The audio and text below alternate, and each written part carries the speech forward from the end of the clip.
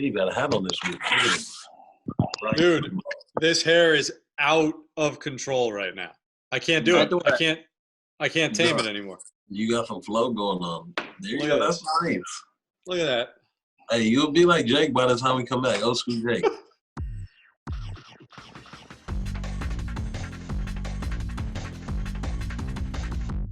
Welcome to the Cookie Club, episode 5 with JD and Dom, presented by Insomnia Cookies alongside JD Davis and Dom Smith.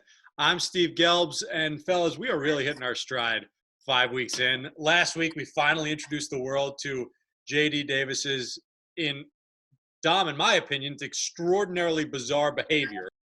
Take your Insomnia cookie, just fold it right in half, and you just put it straight into the milk. Let it soak up all the goodness. I use a spoon. There you go. Ew, that's so gross. It's terrible. Yeah, it's terrible. Eating cookies with a spoon and letting them just sit in milk for 5 minutes, 10 minutes. But I was blown away by the internet response, which seemed like it was 50-50, maybe even more people siding with JD. That stunned me, JD. That's right. It's like, it's might as well a box of Cookie Crisp. That's what it is. I'm disappointed with the internet and all the fans who agree with JD. It's horrible. It's absolutely horrible. It just is. What is that, a death emoji? That's like that's the X emoji. Like, no, that's no good. No bueno. That's the no bueno emoji. Like, get it away from me.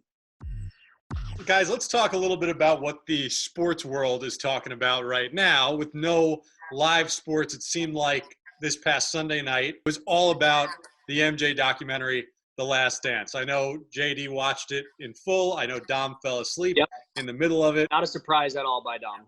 Well, I mean, I'm telling you, it was a little bit past my bedtime. I have to get this rest for, these early morning workouts. As pro athletes, that level of compete and that just like insane competitive streak that seemed to make Michael Jordan what he was. When you look at your team, the Mets team, who is the guy that you would say is closest to that just in terms of hating to lose, not being able to talk to him after a loss, after a bad game? Who is that guy? JD, I see you make one of your signature faces, so let's go with you first. I mean, we all know who that is. We all know. I mean, if I'm thinking the same way as Dom, I'd say it's Squirrel. Like the fiery side when he gets out. I mean, everybody's seen it. He throws his helmet or he hits his helmet with his fist or whatnot, and going 1 for 3 on the day is terrible. We go from a pitching standpoint. You got to say Jake too. Like Jake is he's pretty fiery. When you're playing defense behind him, he wants you to be sharp out there. And, he's gonna get in your behind if he feels like you're not playing the game the right way. So him and then, like you said, Squirrel, I mean, those two guys, they're very intense, especially in the moment. And, they compete, harder than, anybody I've seen at this level for sure. You guys are at the highest level imaginable, possible for your particular sport. So you can relate to what we're talking about in this Michael Jordan documentary different than anybody else watching it. From our point of view, it's just unfathomable to be that good, that committed, that intense. From a pro athlete perspective, though, when you watch it, is that the same type of feeling you have? I feel like that's what you have to do to be great. And I feel like that's something that I've learned over my last couple of years, making my transition from the minor leagues to the big leagues. And I remember coming in to my first spring training, being 18 years old. And, they sent me on the big field and David Wright and, Lucas Duda and Ike Davis, they were over there taking live BPs off of, Bobby Parnell and Neef at the time. And, David Wright was, I'm telling you, everybody he hit was just smashed. And, I remember just being in awe as an 18-year-old and, going back to Kevin Morgan at the time, and I was like, man, like, those guys are really good at baseball. And, just seeing over the years how hard you work, how hard they worked, how hard they are, committed to their craft. And it's definitely a lifestyle. And that's what the Jordan documentary is just showing us is it's definitely a lifestyle and it's a mindset. And, only the greatest players in the world, they have that type of commitment and lifestyle in the series, it showed that Michael, as a rookie or anything like that, like he wanted to get better in the first year. All his teammates, they were partying in that hotel room, and he stayed in his room, he stayed committed, he stayed, just staying ready to the game, taking care of his body and stuff like that. So, like that kind of stuff is really like, trickled down over my years as I'm going up, learn from older guys how to do that and to stay basically mentally locked in, even if we're off the field, like Dom has always said, to take those dry hacks when he's in the hotel room or when he's in his room. It's true. Like, you get like 4 bats, 5 at-bats a game, but in reality, off the field, you're taking hundreds of swings, thousands of swings. You're mentally trying to check yourself, making sure everything is good to go and stuff like that. Constant. And yeah, it's a funny story. Like JD brought up the dry hacks, and in spring training, JD, he was playing, and then he got hurt a little bit, and then he came back, and he had one game back, and he might have went 0 for 2 or something like that, maybe a walk, and he's like, man, like, I'm taking my bat home today. Like, I want to get some dry hacks in. And, I'm laughing at him because, it's funny because, just seeing that, like, competitiveness and it's so early because it's spring training. That's why it's funny.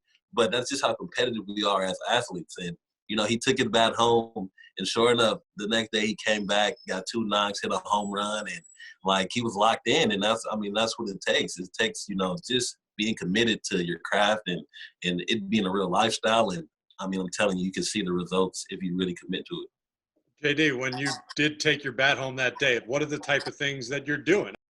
When I'm, in the hotel room or whatnot with the bat, I look at myself in the mirror, I look at my posture, I look at, just the stuff that, you could pick up on video. But I've always been told, my greatest hitting coach is myself, and we can only learn from ourselves. And so, I think it's just, when no one's watching and you can take it at your pace and you can slow it down and break it down, it just helps you. I mentioned earlier JD making one of his signature faces in response to a question that I asked. And I wanted to finally get into the many faces of JD Davis, because I'm not sure that anybody can get his point across better in a nonverbal way. So JD, are you aware of how big of a thing this has become on Twitter, the JD Davis faces? I didn't think it was that big of a thing until, my family started texting me or sending me links on Twitter because I stay off of that stuff. I thought it was hilarious, but for sure, I'm always down for some new faces. That means we're doing great things on the field and doing, we're winning ball games. So I like to have a blast with the guys, especially Damo and the boys, and just, go up there, and winning's fun. So. We're little kids, I guess. At the end of the day, we like to have fun with baseball, and JD has some funny faces. His surprise face is pretty funny. Like when I say something off the wall, then he just like pauses like, nah, he has a ton of great. He works the eyes a lot, right? He works the eyes.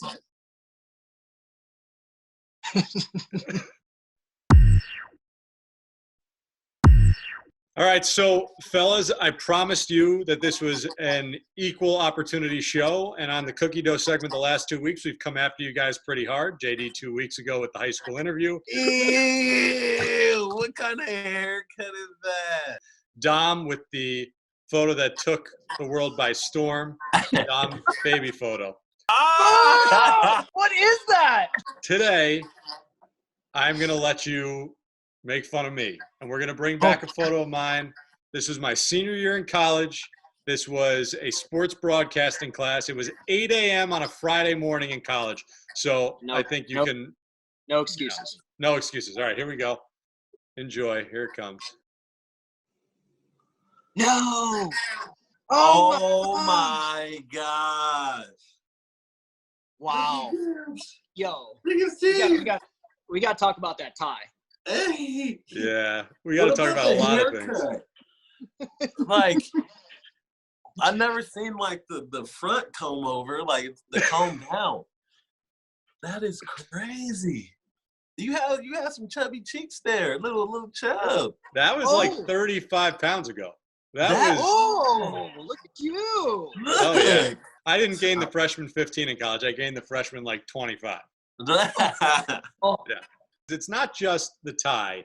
It's a pinstripe suit with a lime green shirt that has some pinstripes to it. Yeah. Take a look. Wow, I see the pink stripes now. That just made it way worse. Yeah. Wow. I mean, that's about as bad a look as you can get, right? What It's pretty year up was there. it? It's up there. I've seen worse, but it's up there. That was 2008, I think. 08. That was that popping in 08, Steve? None of that was ever No. popping. Daddy's pointing like, look at that outfit. Look at it. That is awesome. Steve, well, I will tell you, you came a long way, my friend. You have came a long way. Thank you. I promise Thank you very much. Started from the bottom. Now we're here. Now we here. Okay, time now for the fortune cookie segment. Previously on The Cookie Club. SNY has been simulating your entire season. How many wins without going over will the virtual Mets get this week on SNY? We'll go 4-3. We'll finish over 500. I'm gonna go one up on Dom. I'm gonna go 5-2 right there. Came down to the wire. The Okay. virtual Mets were 4-2 heading into their final game on Sunday against the Brewers, and J.D. Davis taking a commanding lead. Hey, that is. I am happy because that means that we're winning ball games. I am happy because of that. The virtual Mets 2-0. from behind to win 6-4. J.D. Davis works a walk in the 8th inning to load the bases, and Pete Alonso singles home the game-winning RBI in that 8th inning with the bases juiced. JD somehow hacked the virtual Mets and somehow cheated.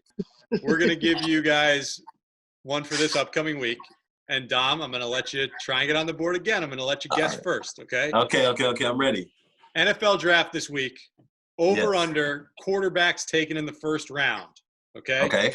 We're going to set it at 3.5. Over. Over. Over 3.5. What? How many do you think? 4? Yeah, just 4. I'm not Okay. going crazy. I think 4 would go. Okay, Hopefully. JD? Fingers crossed. Yeah, I got to go the opposite. I'm going to go 3 just for Dom going over, see if he gets the easy win. But, hey, never know. Easy All win? right. How? I thought I had the easy win with the virtual Mets, and you I'll let you came have up. We're hot. You're hot right now, bro. You talking about easy wins? All right, 3 or under, and JD takes the commanding 3-0 lead. 4 or over, and Dom Smith is back in the game. Fellas, another great week of the Cookie Club with JD and Dom, presented by Insomnia Cookies. Thank you, as always, for joining us. For JD Davis and Dom Smith, I'm Steve Gelbs. That is the way the cookie crumbles.